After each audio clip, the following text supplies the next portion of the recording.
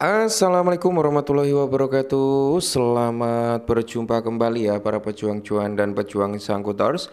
Bagaimana nih keadaan kalian semua? Semoga kalian dalam keadaan sehat semua dan saya doakan ya buat kalian sukses semua. Amin. Mantap jiwa ya. Dan tentunya ya kawan-kawan ya tetap secangkir kopi harus selalu ada buat menemani kesempatan kali ini teman-teman ya. Oke, di kesempatan kali ini memang kalau kita lihat teman-teman ya dari sektor cryptocurrency itu belum belum begitu bagus. Jadi keadaannya masih digonjang-ganjing. Mungkin mental kita saat ini sedang diuji gitu teman-teman ya. Ya pokoknya doa terbaik buat kalian semua lah ya. Semoga apa yang menjadi harapan dan keinginan kalian di tahun 2025 ini teman-teman ya, tepatnya di kuartal kedua, semoga harapan dan cita-cita kalian bisa jadi kenyataan. Amin. Pokoknya doa terbaik buat kalian tanpa terkecuali ya. Nah, jadi di sini teman-teman ya, kita bisa melihat dari market cap aja di area 2,46 triliun dolar. Ya dia turun lumayan signifikan teman-teman ya. Terus kalau kita lihat dari indeksnya altcoin berada di area 17, Fahrenheit Index masih dalam kondisi fear ya, ketakutan juga. Jadi orang-orang itu masih cenderung takut ya untuk masuk dalam sektor kripto. Ya makanya market seperti ini, apalagi ada perang tarif juga teman-teman yang memperkeruh keadaan daripada sektor kripto kan ya. Ya semoga hal tersebut lekas membaik. Nah, kali ini teman-teman ya ada kabar gembira nih buat kita semua ya. Semoga saja ini awal kesenangan kita ya. Semoga saja ini awal dari profit kita gitu ya. Oke, kita langsung bahas tentang airdrop pause. Oke, tentunya teman-teman ya kita harus melihat dulu dari smart contract pause terlebih dahulu. Jadi kan kita juga harus lihat nih trackingnya ya kan. Kita harus melihat datanya nih, ada pergerakan token yang dikirim kemana aja atau masih stagnan gitu kan. Nah kita perlu pantau bersama-sama. Oke, kalau kita lihat dari segi holdernya sih masih sama aja ya. Jadi belum ada perubahan nih kayaknya teman-teman ya. Cuman kalau kita lihat dari segi transfernya juga terakhir itu 5 hari yang lalu, di mana ada transferan ke BSC ya teman-teman, seperti itu. Yang kemarin sempat kita bahas apakah POS ini akan multi chain seperti itu ya. Terus kalau kita lihat dari exchange-nya ini baru ada KuCoin, BitGet sama Bybit ya, baru 3 exchange tersebut yang udah dikirim pause untuk alokasi tokennya gitu kan. Cuman udah ada beberapa exchange lain nih yang spill pause juga, seperti Wix kalau nggak salah, Lbank juga kalau nggak salah teman-teman, dan beberapa bursa lainnya ya. Semoga saja nanti seperti Binance juga ikut andil dalam pendaftaran pause. Amin semoga ya. Dan di sini kalau kita lihat untuk harga pre-marketnya pause juga cenderung buruk ya teman-teman ya. Kita bicara apa adanya. Untuk pre-market pause harganya ini cenderung buruk. Oke.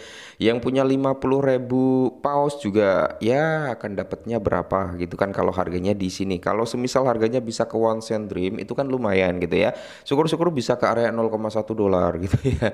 Oke, di area 0,05 dolar aja udah syukur ya teman-teman ya. Semoga saja nanti pasca listing harga daripada pause bisa jauh lebih tinggi dari ini. Syukur-syukur bisa kill 2 dari harga pre-market. Karena harga pre-market berada di area 30 di belakang koma dengan kepala 39 teman-teman ya.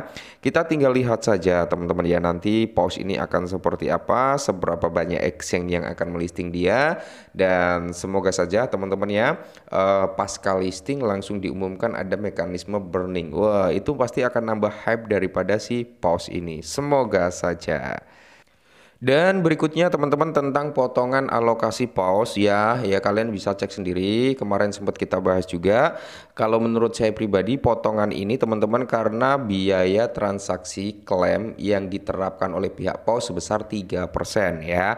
Kemungkinan besar potongan tersebut karena hal itu. Jadi buat kalian semua yang udah klaim masuk ke BitGet atau Bybit teman-teman ya, kemungkinan besar saldo pause kalian yang masih ada di website itu akan terpotong. Saya sendiri udah terpotong ya dari 45.000 menjadi 43.000 something ya. Jadi ada potongannya. Nah, kemungkinan besar ini nanti yang akan masuk ke dalam exchange ya teman-teman ya, seperti itu.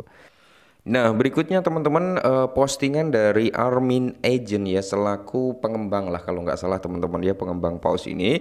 Jadi di sini dia nge-tweet pause higher ya. Jadi pause lebih tinggi 16/04/2025. Nah, apakah tanggal 16 teman-teman itu akan menjadi tanggal pencatatan daripada pause? Apakah tanggal 16 akan menjadi tanggal TGA dan listingnya? Apakah tanggal 16 baru akan ada pengumuman tanggal listingnya? Kita nggak ada yang tahu ya. Semoga saja di tahun ini ya April 2025, semoga paus itu listing pada tanggal 16 April nanti teman-teman ya. Semoga saja karena kita juga udah cukup lelah lah ya dengan teka-teki yang dikeluarkan oleh pihak paus dengan kode-kode yang kurang bisa dicerna ya, hanya spekulasi.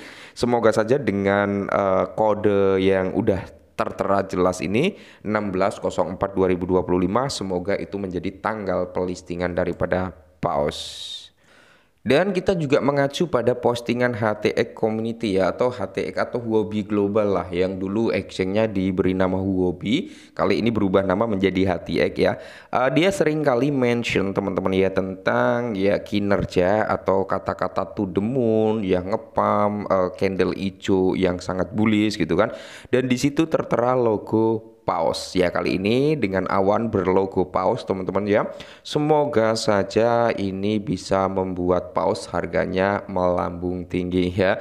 Semoga saja HTX atau Huobi ya dia melisting daripada paus, karena udah banyak lah beberapa exchange yang sempat mention juga daripada paus.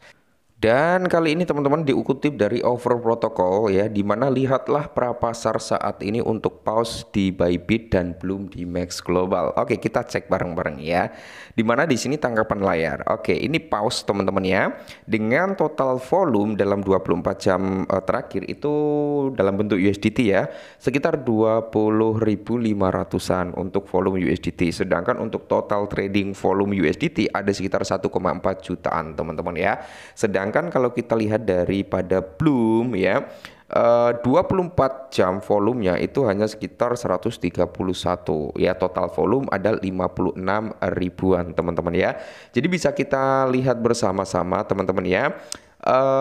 Untuk volume sendiri antara Bloom dengan paus itu lebih didominasi dengan paus ya. Akan tetapi Bloom juga bisa mendominasi saat dia ngumumin mungkin snapshot ya, snapshot daripada Bloom, dan alokasi udah tertera mungkin dari volume ya, itu akan jauh lebih tinggi juga bisa teman-teman seperti itu. Karena Bloom saat ini kan belum ngambil snapshot ya, masih ngumumin kriteria bukan kriteria eligible ya, dia baru ngumumin kriteria eligible-nya, jadi wajar aja. Nanti kita lihat perkembangan ke depannya untuk Bloom. Dan di sini pun banyak spekulasi termasuk dari Over Protocol juga teman-teman. Jadi pemecahan paus TGA telah dijadwalkan ulang menjadi 16 April 2025 ya. Semoga saja ini benar teman-teman. Apakah 16 April nanti akan menjadi hari TGA teman-teman ya? Apakah 16 April nanti akan menjadi open claim kembali? Ya kita lihat saja teman-teman ya. Semoga sebelum tanggal 16 ya, syukur-syukur di tanggal 14 atau 15 Binance ngumumin untuk pencatatan daripada paus. Mungkin ya kalau Binance ngumumin pencatatan sih biasanya masuk dalam mekanisme launch pool-nya Binance gitu ya. Oke, semoga saja informasi ini sedikit membantu. Tetap semangat dan